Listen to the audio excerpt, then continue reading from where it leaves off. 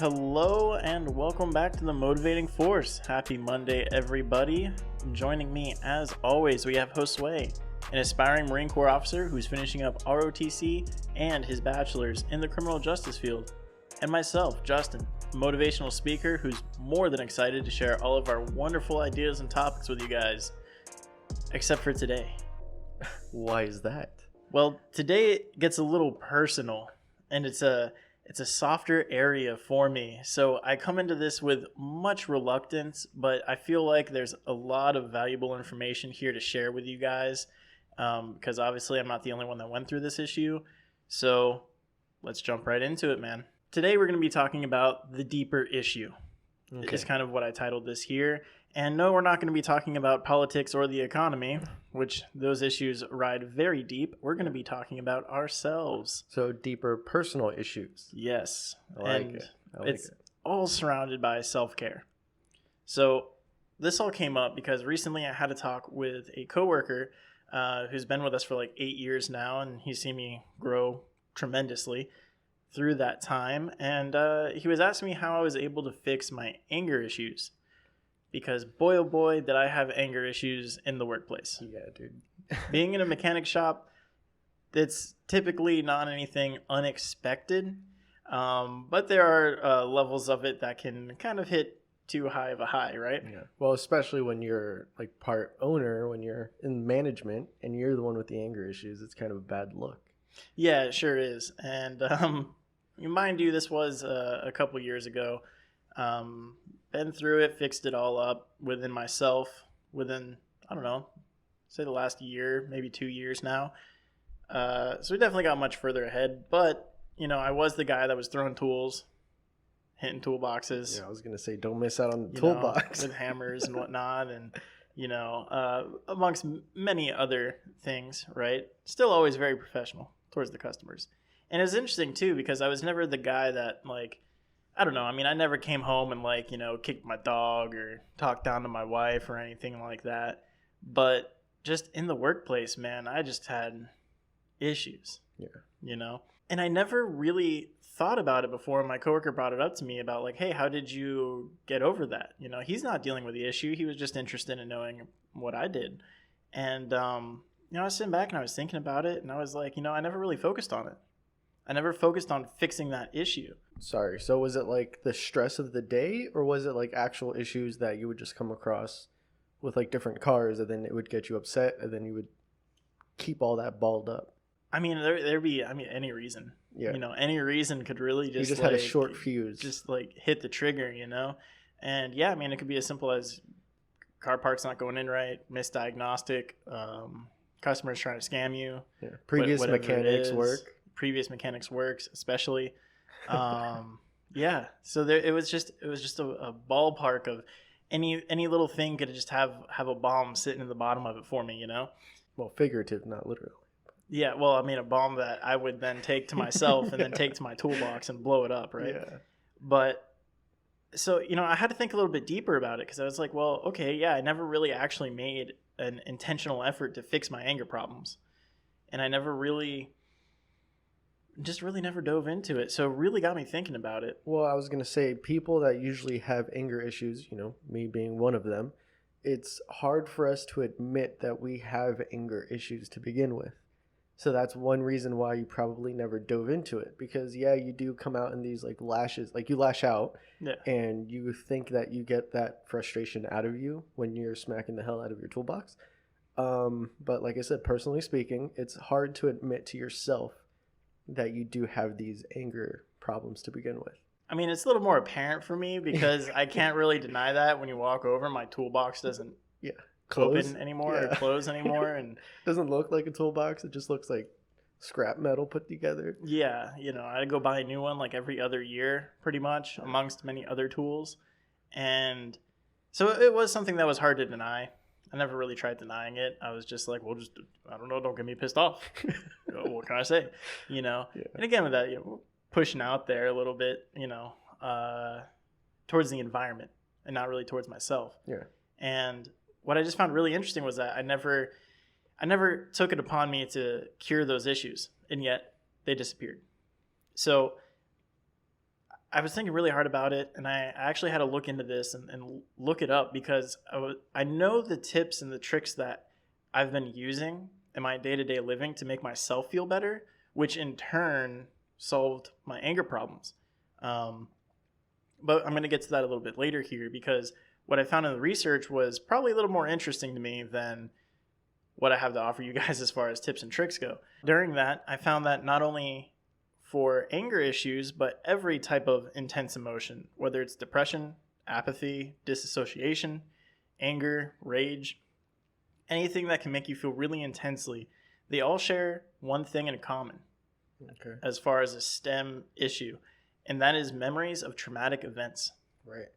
And So usually past traumas. Yeah, I was going to say usually people associate trauma with like PTSD, but traumatic events is something, I mean, obviously it's part of PTSD, but you can get it from, like Tom Segura was talking about how he has trauma from his leg or his arm fracture, and it's little things like that. Well, that's big, but it's things like that that you can associate with having a traumatic experience. And even if it's, like you said, an intense emotion, you're going to retain that within yourself to feel trauma. Yeah, and you're gonna be more susceptible to relapse into those emotions when you feel those little triggers coming up. And it's interesting because usually you think about like the PTSD and the trauma, and you think of the opposite for the emotional side. I mean, yeah, of course, the depression, the apathy, the disassociation can fall into that, but you think of somebody like tensing up or getting scared. And for a lot of other people out there, it's the opposite, where they're going to just react irrationally to it. And a lot of times, especially for men, that's going to come out in anger and rage. Yeah. And so that was something I was able to realize was a part of my past and part of those issues I had with the anger. And I feel like now is a good time for me to be able to talk about it because I've been able to overcome a lot of those things. Yeah. We're in better headspaces. We're working on constant work. And yeah, I do think you're in a better spot to talk about that right now. Yeah. And I'm glad you are. I'm glad you are, because this is something that a lot of people do go through. I appreciate that. You know, that's why hopefully I can offer some good advice, because it has been through the podcast and through my own personal development that I've been able to spend a lot of time reflecting on these behaviors. And I realized that there was something that I did very specifically to help with my mental health. When you have these traumatic events in your life, and that I'm not going to dive into too much. Everybody has their own. You know what they are. Yeah. I know what they were. And we know this because as soon as it gets quiet, anywhere you are, even if you're driving home, your mind starts going and you're going to retell yourself these stories. And you're going to be playing these scenarios in your head again and again. And they don't even have to be from today. They could, a lot of times they are from those past traumas, the things you're still holding on to. And your brain's just going to keep reminding you of it incessantly, right? Yeah. Before, when I used to think about them, I used to always like either get emotional about it, like I could feel like the blood starting to boil, the anger, or you get like anxious. Yeah. Sometimes even with the depression side, things that would really bum me out. And I would do that, and then I would kind of try to justify my actions when I'm retelling the story in my head. Like, well, this is why I did that. Well, this is why I did that. Yeah. This is why that's okay. And even worse, sometimes I would amplify it and be like, oh, this is what I should have done. And not in a good way. Of course. Right? Like making things worse. Like I should have just taken care of this, Through personal development, through growing as a person, I've kind of adopted the idea that every single time these things would come in my head, I know I've talked about it before with like emotions, right? When you feel something coming your way and it makes you feel some type of way, there's nothing inherently wrong with that. You shouldn't be ashamed of your emotions. You shouldn't be ashamed of how you feel. It's all about your reaction. Correct. So if you react towards that anger or the depression or the lust, the reaction is what you should definitely be ashamed of if you're making the wrong choices. Right. But we're all human. So as the emotions come naturally to us, that's not what you need to be deflecting. But that's what a lot of us do. Because we feel like, oh, I shouldn't feel that way. That makes me a bad person to feel that way. And then we shut off all these avenues towards fixing that issue. So what I started telling myself every single time these things would play through my head, I'd think about it and be like, okay, well, that's a real shame. I could have handled that with so much more finesse. I could have been a better person through it. I could have shown that I was a better person through it. But it's okay because I've grown as a person now. And next time I'm in a similar situation, I won't make that same mistake again. Yeah. That's all I would tell myself. And let me tell you guys something.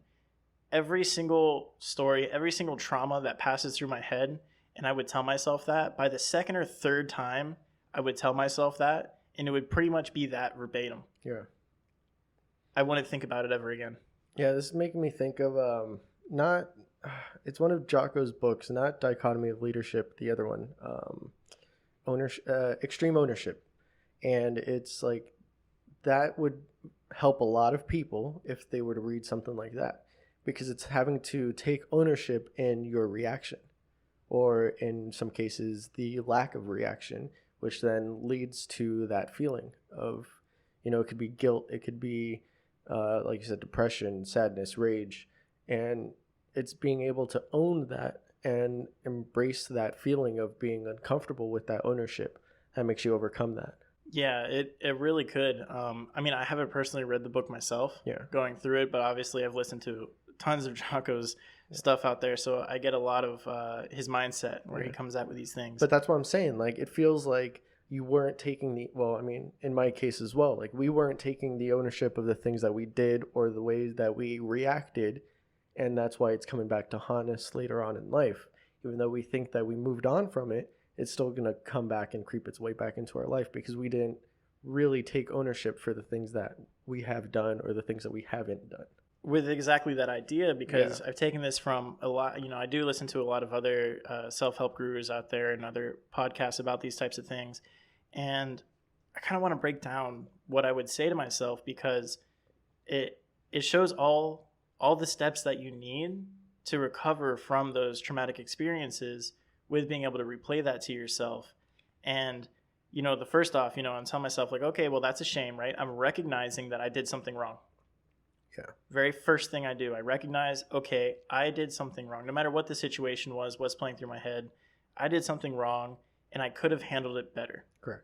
So I'm recognizing the issue and I'm telling myself there was a better alternative. The very next thing, it's okay. Mm-hmm.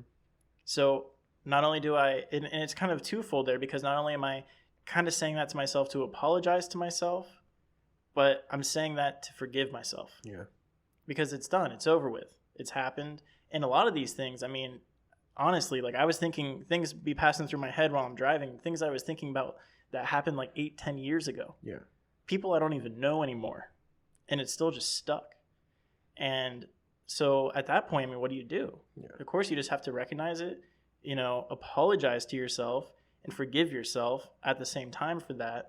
And then I kind of gave myself that affirmation at the end there to kind of see the light at the end of the tunnel, by saying, I've grown as a person and I won't make the same mistake again.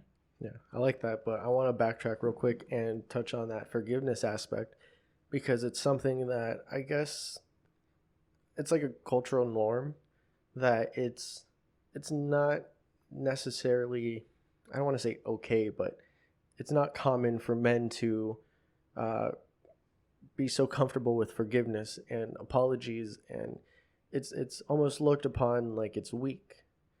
And like we talked about forgiveness before, and how that's so, like, it clears up your mental health so much just from saying like little things about yourself, like it's okay, like I can move on from that, or just apologize to like people that you've hurt, or apologize to yourself or to them, but internally.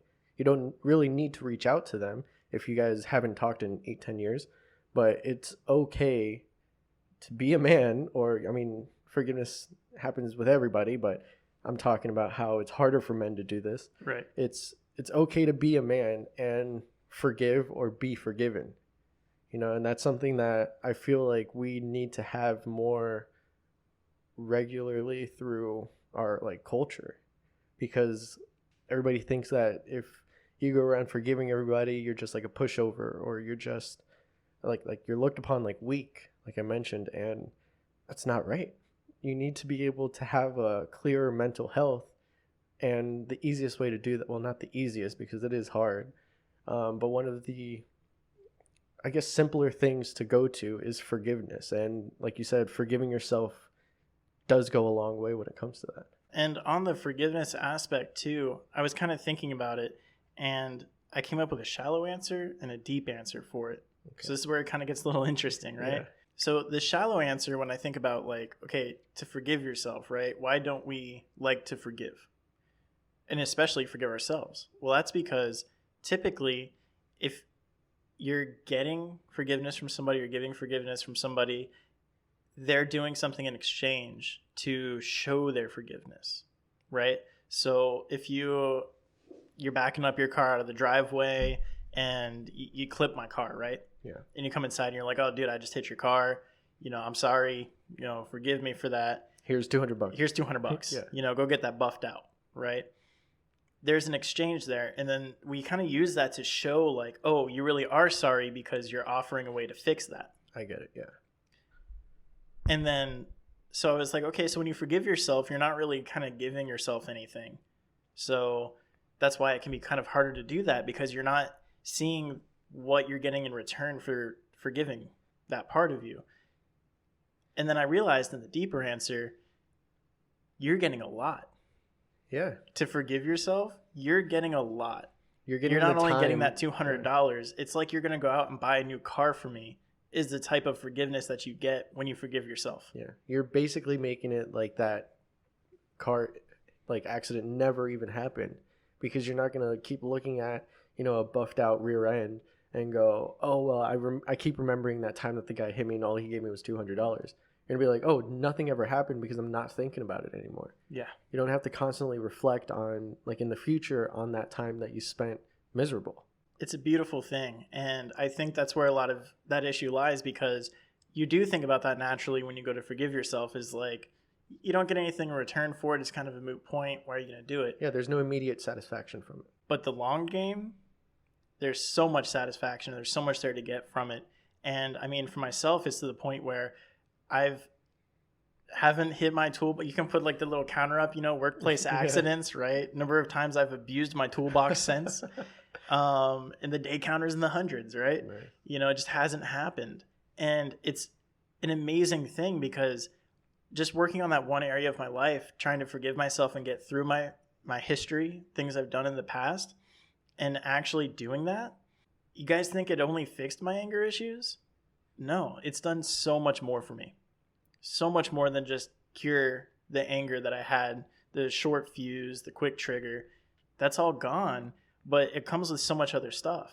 I have more patience, I have more of that, trying to have a lot more of that compassion, but that's a whole different issue with me.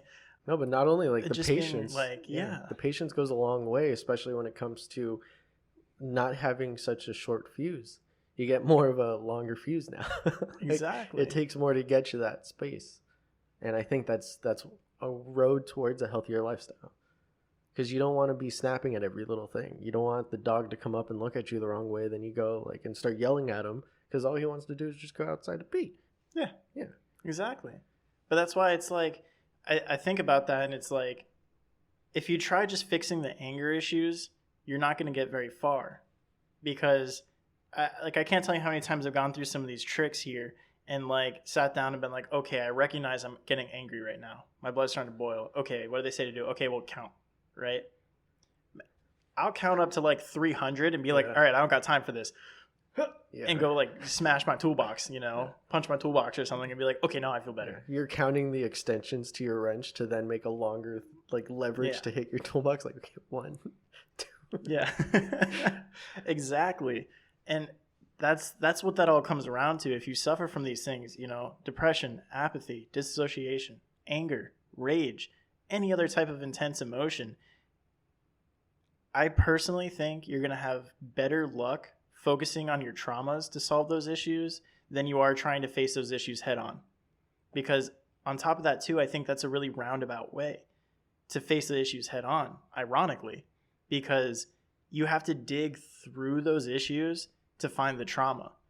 Whereas you can go around it and just go straight to the trauma. When you solve the trauma, you're going to end up fixing a lot of those issues as a byproduct of that, because now you're more at peace with yourself. You're happier with yourself. you have respect for yourself, you love yourself, and you're not going to be inclined to have these intense emotions or make irrational decisions. Yeah. I mean, I like that you're talking about like these different aspects, and that's like different avenues that we have to work on as people. Because I mean, right now I'm kind of working on patience. I'm somebody who's extremely impatient, and my girlfriend's been like trying to work me through that, and I'm still trying to find what the cause of that problem is. Because I mean, I can work on it by like every time we get in a line, then I'm like, okay, don't get impatient, just distract yourself or talk about something or whatever. But then I still find myself like right before I get to the front of the line, I'm like, like I was just balling it all in. And I mean, to my girlfriend, it's like, okay, he did work on it, but you know, admitting it now, it's like I was still like dying inside. And that's something that I'm working on, and I can see it, you know, benefiting in the long run, because you can't have a family, you can't have like people relying on you when you're just impatient all the time, you know? It's definitely like core characteristics Yeah. that need to be worked on, Definitely. that solve these outward problems that we have. Because all these outward problems are just a reflection of something that's wrong on the inside. Yeah. You know? So lastly, I just I hope to leave you guys with the idea to think deeply about these issues that you have on whatever end of the spectrum they're on, and spend some time with yourself. Accept the darker areas of your mind, of your life, and of your past.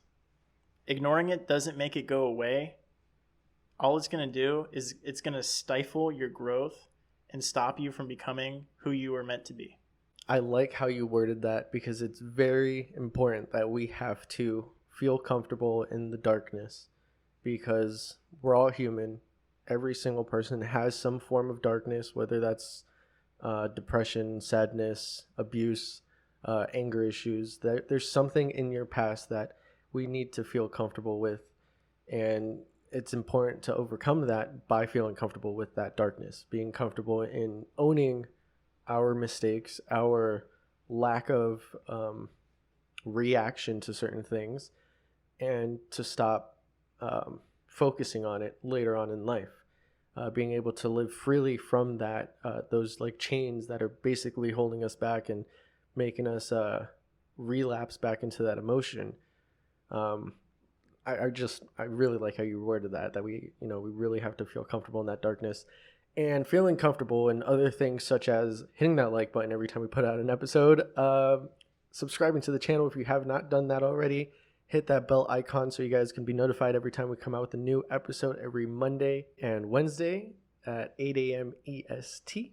And going deeper into the darkness of the interweb, you can find us on Facebook and Instagram, where we share all of our content, and we love interacting with our viewers over on those platforms. So feel free to check us out there. All those links are down below as well. And remember, not only are we just on YouTube, we are on most platforms where you can find your podcast, Spotify, Apple Music, or Apple Podcasts, Google Podcasts, and all of that is linked in our Anchor FM platform, so you can go check that down in the description down below. Check us out on all those other ones. The only video source that we have right now is YouTube, so if you want to see our pretty faces, you can check us out here. Other than that, it's time for you to go on and get